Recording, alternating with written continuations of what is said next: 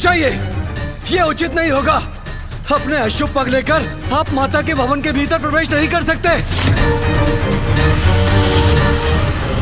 प्रतीत होता है इनके दम ने इनकी दृष्टि बाधित कर दी है। जो इन्होंने यहाँ कैलाश में अपना पग रखने की सोची, निश्चित ही इनका अंत अब समीप है।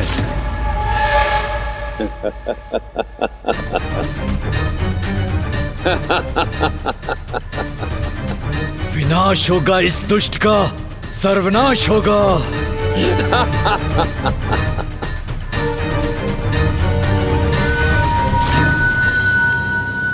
दंबासुर करेगा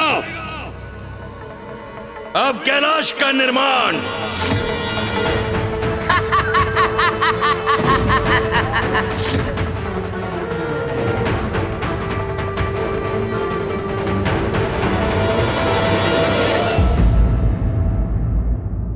हर हर महादेव, हर हर महादेव, हर हर महादेव, हर हर महादेव, हर हर महादेव।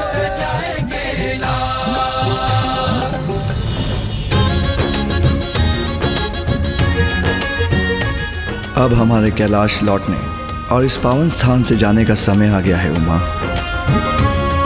माँ के साथ पुनः कैलाश लौटना सबसे सुखमय क्षण होगा।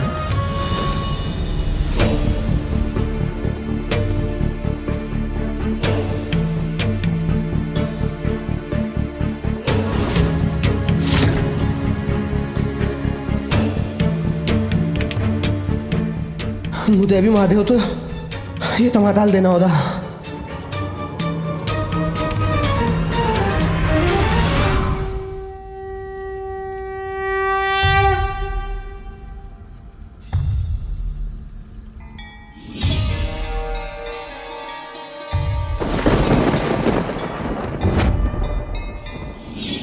आज से इस पुण्य स्थान का नाम होगा एकाम्रम, अर्थात आम का वो वृक्ष जिसकी छाया में पार्वती ने अपना कठोर तप सार्थक किया, जहां हमारा पुनर्मिलन हुआ। मेरे और उमा के विवाह के इस शुभ दिवस और इस पावन स्थान का महत्व काल कालांतर तक स्थापित रहेगा।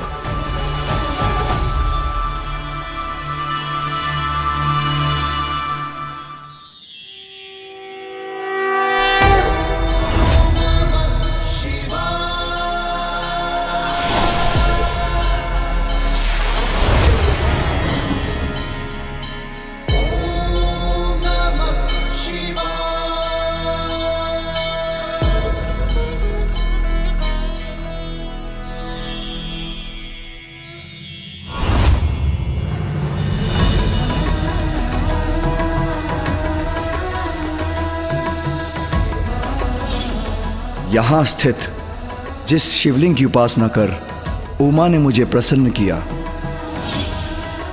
वो भविष्य में एकाम्रेश्वर शिवलिंग के नाम से प्रतिष्ठित होगा।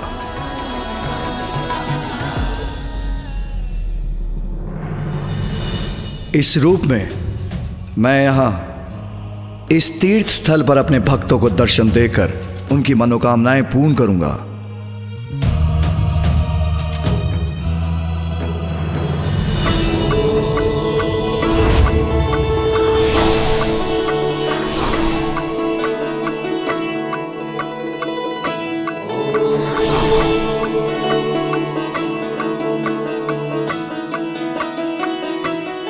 महादेव ने यहाँ स्वयं को एकाम्बरेश्वर नाम से स्थापित करने का निर्णय लिया है, तो मैं आप सभी से भी यहाँ विद्यमान होने का अनुरोध करती हूँ।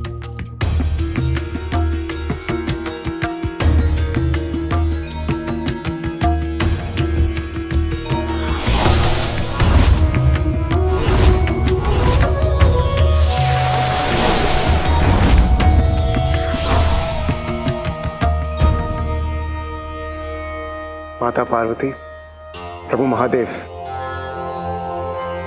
ये हमारा सौभाग्य है जो आपने अपने इस दिव्य विवाह का हमें साक्षी बनने का अवसर दिया और इस पावन स्थान पर हमें आपके साथ स्थापित होने का अवसर देकर आपने हम पर पुनः कृपा की। इसलिए जो भी भक्त अपनी मन में पूरी भक्ति के साथ यहां आएगा, उसे आपके साथ साथ हमारी भी कृपा की वर्षा प्रदान होगी।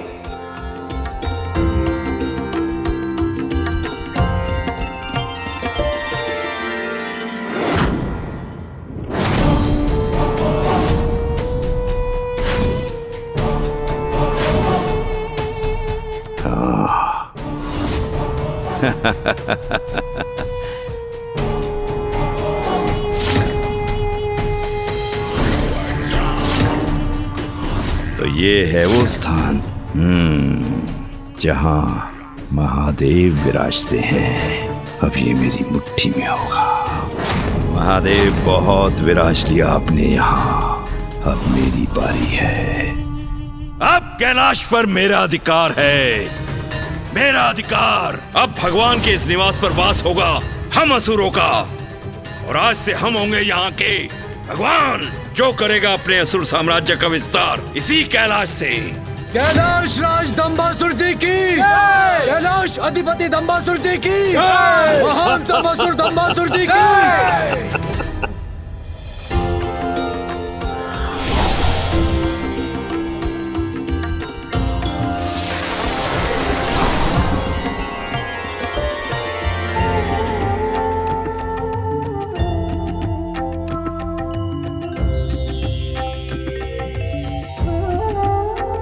मैं यहां वरदराज रूप में स्थापित रहूंगा और अपने भक्तों को दर्शन देकर उनकी इच्छा पूर्ण करूंगा।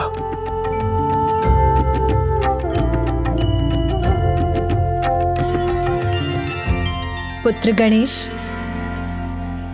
पुत्र कार्तिकेय, तुम दोनों का भी इस स्थान पर स्थित होना अनिवार्य है।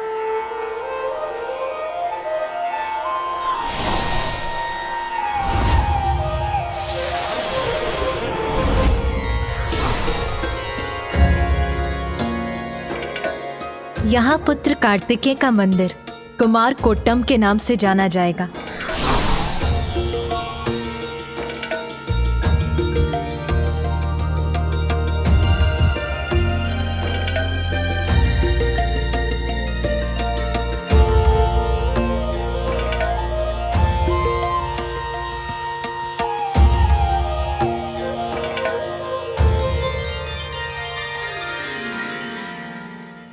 अब एकांबरेश्वर मंदिर पूर्ण रूप से स्थापित हुआ। नहीं माँ, कुछ अति विशेष भी अभी शेष है। माँ, हम सभी के यहाँ होने का कारण आप ही हैं। आपके घोर तप से ही ये संभव हो पाया। इसीलिए आपके प्रतिष्ठित हुए बिना ये मंदिर अपूर्ण ही रहेगा। उचित कह रहा है गणेश उमा।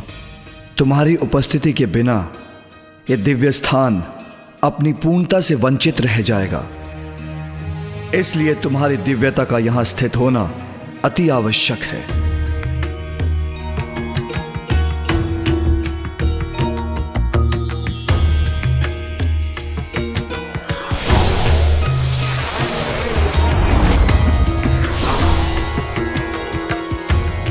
उमा, तुम्हारा यह भव्य मंदिर कांची कामाक्षी के नाम से विख्यात होगा।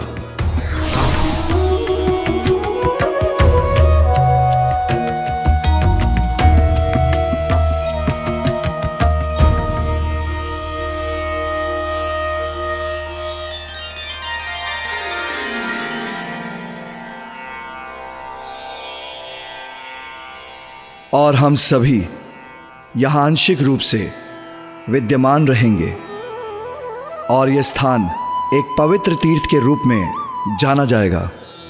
वैसे इस स्थान से एक और भी कथा जुड़ी है जिसका महत्व स्वयं में सर्वोपरि है।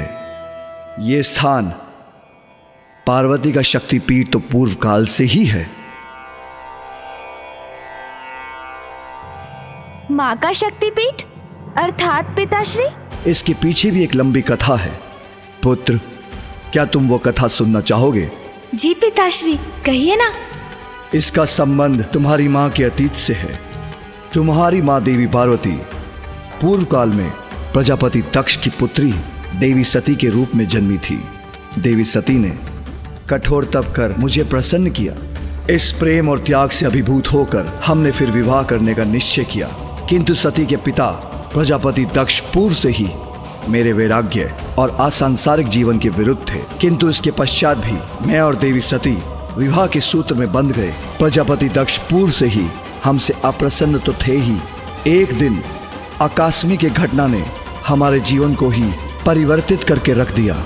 ये प्रसंग उस दिवस का है पुत्र, जब देवी सती कैलाश के उपवन में विचरण कर रही थी।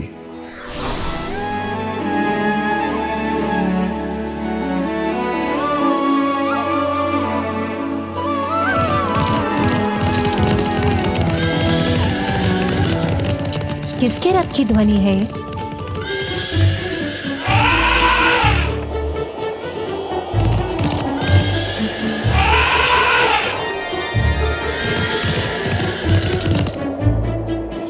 इतनी भोर में इंद्रदेव और सूर्यदेव अपनी पत्नियों के साथ कहाँ जा रहे हैं? संभव है उनका भ्रमण करने का मन कर गया होगा।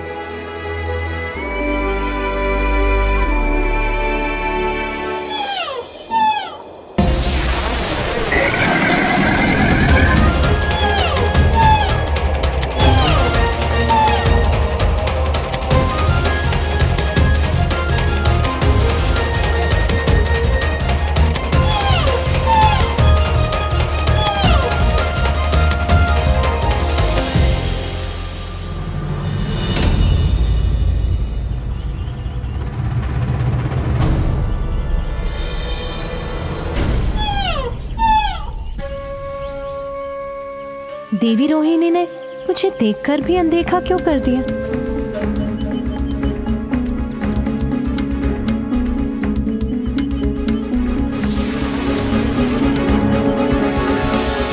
सभी देवता, यक्ष, गंधर्व एक ही दिशा में कहाँ जा रहे हैं?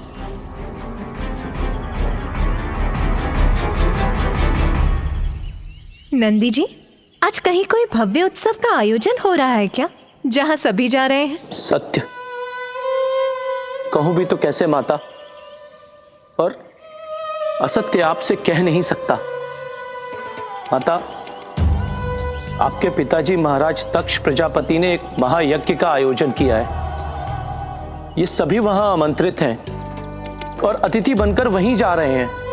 पिताश्री ने महायज्ञ का आयोजन किया है? फिर तो महादेव और मुझे भी अवश्य निमंत्रण दिया होगा। किसी ने मुझे बताया क्यों नहीं? माता, आपको किसी ने इसलिए कुछ नहीं बताया क्योंकि आपके और महादेव के लिए वहां से निमंत्रण नहीं आया है।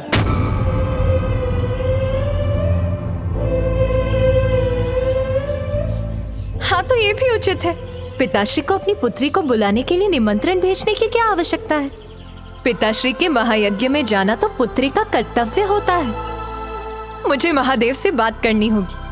हमें शीघ्र प्रस्थान करना चाहिए। माता सुनिए, माता।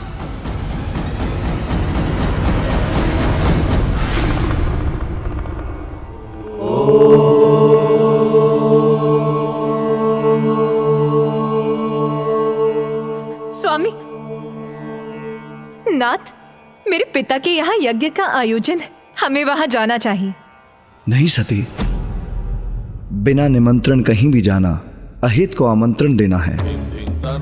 तुम्हारे पिता मेरे विरोधी हैं, इसलिए उनका जामाता होने पर भी उन्होंने हमें यज्ञ का निमंत्रण नहीं भेजा।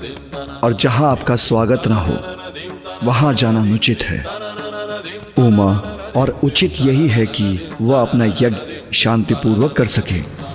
मेरे पिता का निवास मेरा निवास है, वहां जाने के लिए निमंत्रण की आस लगाना अनुचित है, अनावश्यक है। स्वामी, पिताश्री के यज्ञ में सभी उपस्थित होंगे। उस विशाल सभा में सभी से भेंट करने का अवसर प्राप्त करने का आनंद आएगा। इसीलिए मेरा आपसे निवेदन है, आप भी चलिए वहां। सती, जो बिना बुलाए कहीं जाते हैं वो अनादर के पात्र बनते हैं। ऐसा अनादर जो मृत्यु से भी अधिक कष्टदायी होता है। अनादर कैसा स्वामी? अपने पिताश्री की सभी संतानों में उन्हें सर्वाधिक प्रिय मैं ही हूँ। आप उन्हें बिना समझे हट कर आए। क्या संभव है आप आमंत्रण नहीं प्राप्त होने को अपना अनादर समझ बैठे हैं? सती, तुम्हारा पति हूं मैं और तुम्हें समझाना मेरा कर्तव्य है कि यदि यज्ञ में वो हमारी उपस्थिति नहीं चाहते हैं तो हमें तुम्हारे पिता की इच्छा का मान रखना चाहिए। मेरे पिता की इच्छा स्वामी? हाँ सती, हमें वहां देखकर उनका क्रोध जागृत होगा और क्रोध से उनका यज्ञ असफल होगा। स्वामी, संभव है उन्होंने हमें निमंत्रण इसीलिए नहीं भेजा कि उन्हें ज्ञात है आप उनसे कितनी घृणा करते हैं। इसके विपरीत तुम्हारे पिता को ही मैं सदैव अप्रिय रहा, किंतु फिर भी तुमने मुझसे विवाह किया।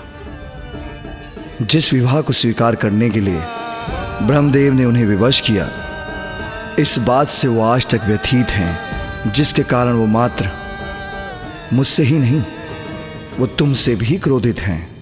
आप दोनों के परस्पर मतभेद का प्रभाव मैं स्वयं पर नहीं ले सकती। चलिए प्रभु, हमें जाना चाहिए। सती, इच्छा जब हठ का रूप ले लेती है तो उसका परिणाम सदैव विनाशकारी होता है। हट मैं नहीं, आप कर रहे हैं स्वामी। पुत्री का पिता के यहाँ जाना विनाशकारी कदापि नहीं हो सकता। मैं आपसे निवेदन करती हूँ नाथ, यदि और कोई कारण नहीं है तो मेरी इच्छा पूर्ण करने के लिए ही वहां चलिए। सती, यदि तुम जाने का निर्णय ले ही चुकी हो तो मैं तुम्हें रोकूंगा नहीं, किंतु इसके बाद भी मैं कदापि तुम्हारे साथ नहीं जाऊंगा। अभी आप ही ने कहा कि हट उचित नहीं और अब आप ही अपने हट पर अडिग हैं। उचित है फिर, मैं आपकी पत्नी अवश्य हूं, किंतु मैं अपने पिता की पुत्री भी हूं, इसीलिए मैं वहां अवश्य जाऊंगी। तुम तो इस बात का कि विवाह के उपरांत प्रथम बार मैं वहां अकेले ही जाने के लिए विवश हूं। जैसी तुम्हारी इच्छा, किंतु नंदी और अन्य गणों को अपने साथ लेके जाना।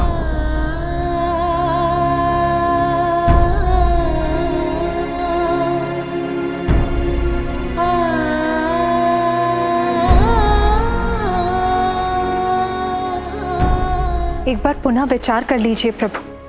अपने किए पर विचार करने पर विवश तो तुम होंगी सती। वहां जो भी हो, अपना संयम मत खोना। आपके संशय का कारण मैं समझ ही नहीं पा रही हूं। वहां कुछ भी अनुचित घटेगा, इसकी तनिक भी संभावना नहीं है नाथ।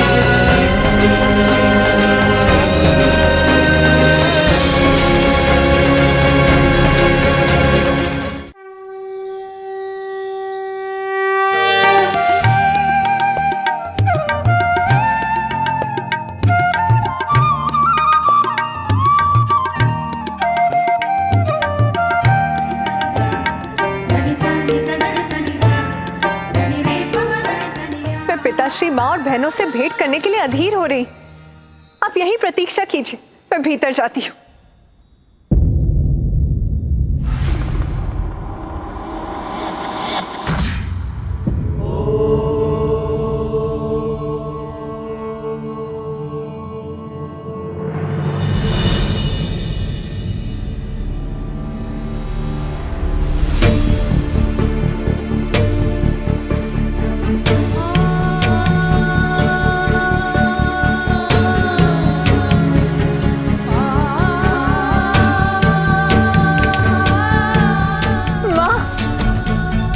सती,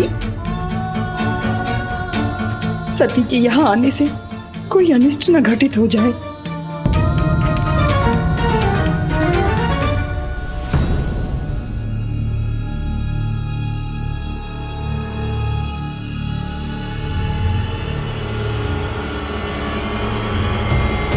ये सभी मेरी अवहेलना क्यों कर रहे हैं? माँ! सती, पुत्री तुम यहाँ?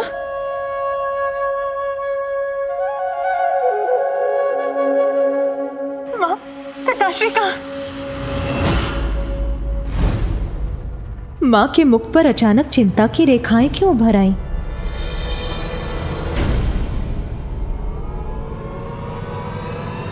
पिताश्री!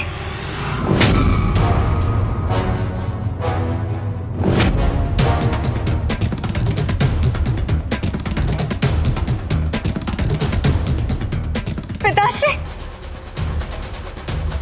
पिताश्री ने मेरी ओर देखकर अपनी दृष्टि क्यों घुमा ली?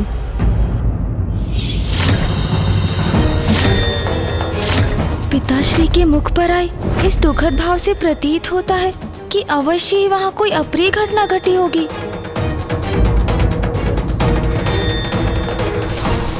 व्यक्ति को अपने स्वाभिमान की रक्षा अवश्य करनी चाहिए।